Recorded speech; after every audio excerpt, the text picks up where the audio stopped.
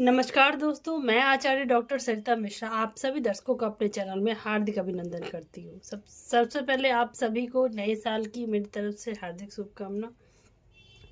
तो चलिए आज के कार्यक्रम पर चर्चा करें। आज मैं आप सभी को साल 2025 धनु राशि के जातकों के लिए कैसा रहने वाला है, इस पे आज चर्चा करूँगी। आपकी जानकारी के लिए यहाँ मैं बता दूँ कि ये भविष्य कथन चंद्र राशि पर आधारित है, लेकिन धनु लगन के जातक भी इस कार्यक्रम को देख सकते हैं। कार्यक्रम को आगे बढ़ाने से पहले मैं आपको इस बात की जानकारी दे दूं कि आने वाला साल हम सभी के लिए बहुत ही खास रहने वाला है। इसका रीज़न ये है कि 4 बड़े ग्रह शनि, गुरु, राहु, केतु साल 2025 में स्थान परिवर्तन करने वाले हैं। जब वार्षिक भविष्यफल की बात की जाती है तो बड़े ग्रहों से विचार किया जाता है, क्योंकि ये बड़े ग्रह जो है लंबी अवधि तक एक राशि से दूसरी राशि में गोचर करते हैं, जिनका हमारे मानव जीवन पर प्रभाव पड़ना स्वाभाविक है। तो इस बार कौन कौन से ग्रह राशि परिवर्तन करेंगे, चलिए इस पर चर्चा कर ले। सर्वप्रथम शनि ग्रह 30 मार्च को मीन राशि में गोचर कर जाएंगे। वर्तमान समय में शनिदेव जो है वो कुंभ राशि अपने मूल त्रिकोण राशि में यहाँ गोचर कर रहे हैं लगभग 2.5 वर्ष से। अब 30 मार्च को शनिदेव जो है शनिदेव जो है वो मीन राशि यहाँ आ जाएंगे, देवगुरु बृहस्पति की राशि में यहाँ आ जाएंगे। अब 2.5 वर्ष यही रहेंगे, क्योंकि शनिदेव सबसे धीमी गति से गोचर करते हैं, लगभग 2.5 वर्ष एक राशि में विराजमान होते हैं। बात करें देवगुरु बृहस्पति की, तो देवगुरु बृहस्पति 15 मई को मिथुन राशि में गोचर कर जाएंगे। वर्तमान में गुरुदेव वृषभ राशि में गोचर कर रही है, जो कि 15 मई को यहाँ आ जाएगी मिथुन राशि में, बुध की राशि में। देवगुरु बृहस्पति एक राशि से दूसरी राशि में गोचर करने में इन्हें लगभग 12 महीने यानी कि 1 वर्ष का समय लगाते हैं। ठीक है। अब राहु केतु की बात करें तो राहु देव 18 मई को कुंभ राशि में गोचर कर जाएंगे। वर्तमान में राहु देव जो है वो मीन राशि में चल रहे हैं, 18 महीने से लगभग यहीं पे हैं। अब 18 मई को जो है ये, चूँकि राहु केतु वक्री अवस्था में इनका गोचर होता है, इसीलिए राहु देव आ जाएंगे 18 मई को कुंभ राशि में, यहाँ पे आ जाएंगे। और केतु देव आ जाएंगे सिंह राशि में। ठीक है।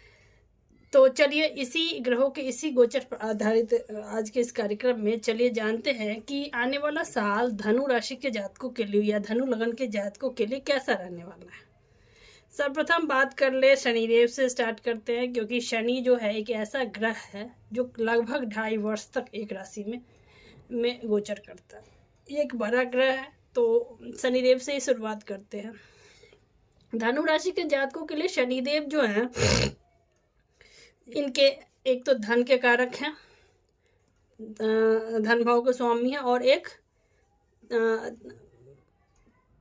3rd हाउस साहस पराक्रम छोटी यात्रा और बैठे छोटी यात्रा के घर में, और लगभग 2.5 वर्ष से यहाँ बैठे भी हुए।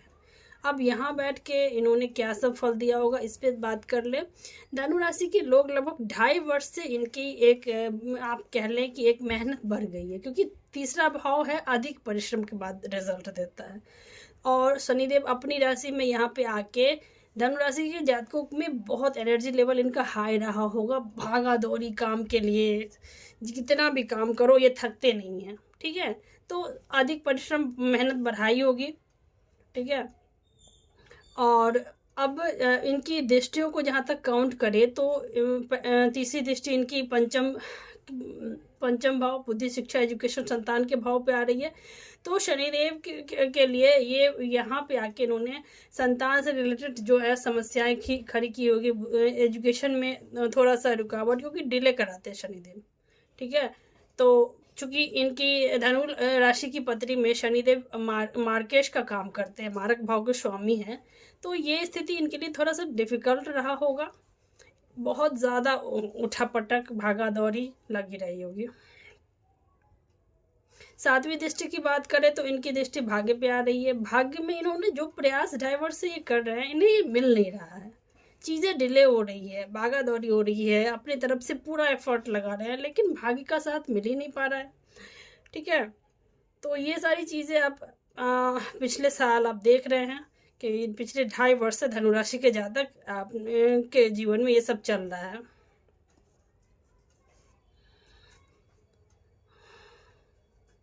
और 10वीं दृष्टि आ रही है इनकी 12वें घर। अब 12वां घर भी लगा लो। 12वां घर हानि का भाव है, खर्चे का भाव है, विदेश का भाव है, जैसे हॉस्पिटल, जेल।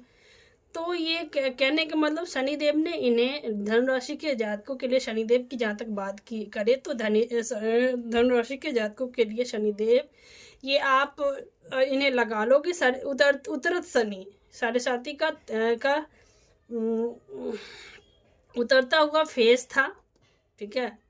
तो यहाँ पे इन्होंने थोड़ी बहुत दिक्कत की होगी, लेकिन अब आगे की बात जहाँ तक करें तो शनिदेव जो है वो 30 मार्च को आ जाएंगे मीन राशि में।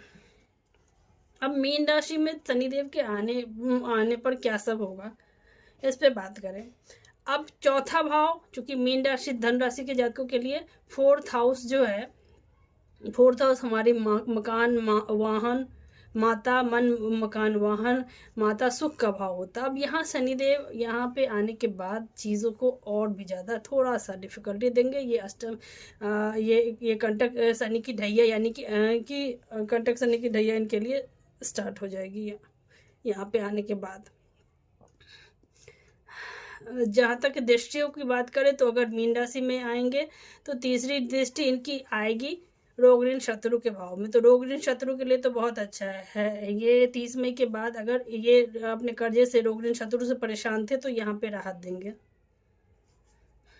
अब प्रोफेशन, करियर में थोड़ी सी चीज़ों को डिफिकल्टी आएगी, दिक्कत आएगी, का सामना करना पड़ेगा धनु राशि के जातकों के जीवन में। और इन सब का प्रभाव इनके मन पे पड़ेगा। तो कुल मिलाकर शनिदेव धनु राशि के जातकों के लिए पिछले 2.5 वर्ष से इन्हें जो एफर्ट लगा रहे थे, इतना जो कोशिश कर रहे थे, उससे इन लोगों को थोड़ा सा ये भूमि, मकान, वाहन में तो इनको दिख रहा है कि प्राप्ति होगी, लेकिन बाकी और रोग ऋण शत्रु भी इनके ख़त्म होंगे। लेकिन इन सब के बीच में इनको करियर, प्रोफेशन को लेके इनको बहुत ध्यान से, सावधानी पूर्वक रहना होगा। यदि आप मकान, वाहन परचेज कर रहे हैं तो कागज़ पत्र को आपको सावधानी पूर्वक ध्यान से देख के इसको करना होगा, ठीक है। अब दूसरे ग्रह की बात कर ले, देवगुरु बृहस्पति की बात कर ले, धनु लगन के लिए इन्होंने क्या फल दिया है।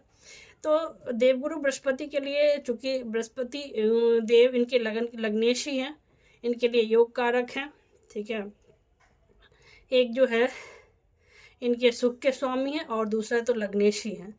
तो जो 2.5 वर्ष से रोग ऋण शत्रु के भाव में ये गुरुदेव बैठे हुए हैं, तो वहाँ पे इन्होंने थोड़ी सी दिक्कत तो दी होगी, लेकिन जैसे ही ये 15 मई को यहाँ आ जाएंगे, मिथुन राशि में आ जाएंगे, तो ये स्थिति धनु राशि के जातकों के लिए एक गुरु के आशीर्वाद है।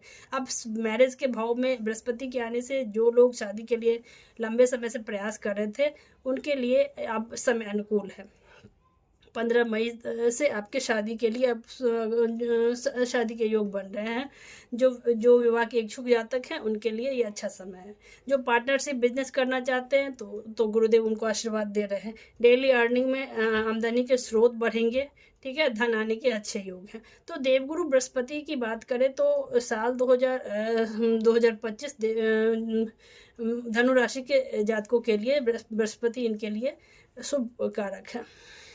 बात कर ले राहु केतु की, तो राहु देव जो है सो वर्तमान समय मीन राशि में, बृहस्पति की राशि है, मीन राशि में ये लगभग 18 महीने से चल रहे हैं।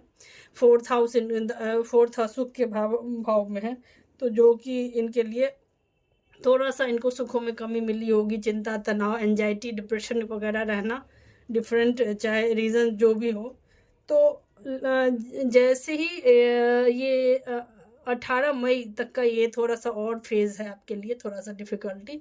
जैसे ही 18 मई को राहुदेव आ जाएंगे यहाँ, तो चीज़ें बदलने वाली है, क्योंकि ठीक है। तो आपके लिए जो आप भूमि, मकान, वाहन लेना चाहते हैं, जो भी लोग, वो जातक 18 मई के बाद या फिर 15 मई के बाद भी, क्योंकि देवगुरु बृहस्पति आ जाएंगे ना, तो 18 मई के बाद थोड़ा राहु केतु को जाने देते हैं। तो 15 मई नहीं लगा के आप कोई शुभ काम करना चाहते हैं तो उसको 18 मई को टाल दें। इसके बाद जैसे ही राहु देव कुंभ राशि में आ जाएंगे तो फिर आपके काम बनने लगेंगे। जो अभी तक आपने एफर्ट लगाया था, इतनी एड़ी चोटी की जोर लगाई थी, अब जाके 2025 आपको वो रिजल्ट देगा। ठीक है। केतु की बात करें तो केतु प्रोफेशन करियर में अभी 2.5 वर्ष से चल रहे थे यहाँ पे, अब 18 मई को आ जाएंगे सिंह में, यानी कि भाग्य में। अब भाग्य में केतु देव आके इनकी थोड़ी सी स्पिरिचुअल धार्मिक प्रवृत्ति होगी, धर्म की तरफ रुझान बढ़ रहा है, क्योंकि गुरुदेव वैसे भी बृहस्पति लगन पे दृष्टि डालेंगे। तो ये जो 2025 का समय है वो आपकी धार्मिक यात्राएं हो सकती है, धर्म कर्म में आपकी रुचि बढ़ सकती है, और आप जो है वो अपने ज्ञान को दूसरों को भी देने का प्रयास करेंगे। तो अब इन शॉर्ट बात करें तो धनु राशि के जातकों के लिए साल 2025 इनके लिए कुल मिलाकर कहें तो आपको थोड़ी सी शनि को लेके आप ये कंटक शनि की ढैया जो चल रही है उससे थोड़ा सा आप अपने आप को थोड़ा सा बचा के रखें। बाकी देवगुरु बृहस्पति का आशीर्वाद तो आपको मिल ही रहा है। ठीक है। उपाय क्या करने चाहिए? जहाँ तक उपाय की बात करें तो धनु राशि के जातकों को बृहस्पति के 20 मंत्रों का जाप, ओम ब्रह्म बृहस्पति नमः या ओम ग्राम ग्रीम ग्रोम सह गुरुवे नमः मंत्र का रोजाना 108 बार जाप आपके लिए लाभकारी है। आप विष्णु सहस्त्र नाम का पाठ कभी कर सकते हैं। इसके अलावा डेली आपको हनुमान चालीसा पढ़ना ही चाहिए। ये तो संपूर्ण आपके कल्याणार्थ सबसे ज़्यादा ज़रूरी है, क्योंकि मंगल आपके एक तो आपके 12वें घर खर्चे के मालिक है और एक त्रिकोण का स्वामी लॉर्डशिप है। तो त्रिकोण के मालिक हैं, इसीलिए हनुमान जी की जितनी भी पूजा आराधना होगी तो ये आपको लाभ देंगे। ठीक है। इसके अलावा आप डेली उगते हुए सूर्य को जल जरूर चढ़ाएं। तो इसी के साथ आप सभी मेरे कार्यक्रम में ऐसे ही बने रहें। नेक्स्ट वीडियो को लेके मैं जल्दी ही हाजिर हो जाऊंगी। इसके अलावा मैं आप सभी से कहना चाहती हूँ कि यदि आप में से कोई ज्योतिष सीखना चाहते हैं या आप अपनी पर्सनल कुंडली एनालिसिस करना चाहते हैं कि आपकी अपनी पर्सनल, ये तो एक जनरल प्रेडिक्शन होता है, करोड़ों लाखों करोड़ों धनु राशि धनु लगन के लिए चार्ट के लिए ये प्रेडिक्शन है, लेकिन पर्सनली आपके चार्ट में क्या कह रहे हैं ग्रह, ये तो देखने के बाद ही पता चलेगा। तो यदि आप में से कोई चाहता है कि आपकी हॉरोस्कोप क्या कहती है, आपकी कौन सी महादशा चल रही है, अंतरदशा चल रही है, प्रत्यंतर सूक्ष्म प्राण क्या होने वाला है, एक एक चीज़ आपकी डिटेल में आपको यदि चाहिए तो आप इस नंबर पर जाके मुझसे संपर्क कर सकते हैं।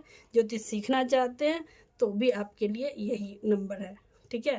तो जाते जाते राधे राधे दोस्तों। नववर्ष आप सभी बहुत अच्छे से बहुत ही सावधानीपूर्वक मनाइएगा। आने वाला साल हम सभी के जीवन में खुशियों का एक की नई सौगात लेके आए, यही मेरी ईश्वर से कामना है। धन्यवाद।